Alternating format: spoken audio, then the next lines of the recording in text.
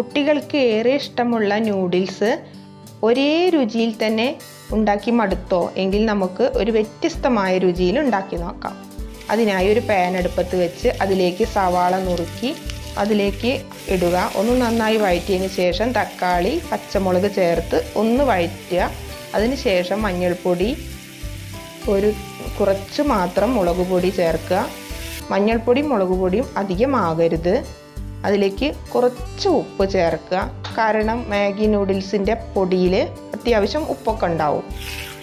എന്നിട്ട് 2 മുട്ട ഉടച്ചിട്ട് അതിലേക്ക് ചേർത്ത് ഒന്ന് വഴറ്റിയതൊന്ന് മാറ്റി വെച്ചിട്ട് വേണം മുട്ട ഉടയ്ക്കാൻ, അല്ലെങ്കിൽ ആകെ വെന്ത പോലെയാവും. ആ പാനിൽ നിന്ന് അത് ഒഴിവാക്കിയതിന് ശേഷം നമുക്ക് തിളച്ച വെള്ളത്തിലേക്ക് നൂഡിൽസ് വേവിക്കുക. ഈ ഒരു മിക്സ് ചെയ്തത് ഇതിലേക്ക് ചേർത്ത് നന്നായി മിക്സ് ചെയ്ത് കൊടുത്താൽ അടിപൊളി നൂഡിൽസ് ഇവിടെ റെഡിയാണ്.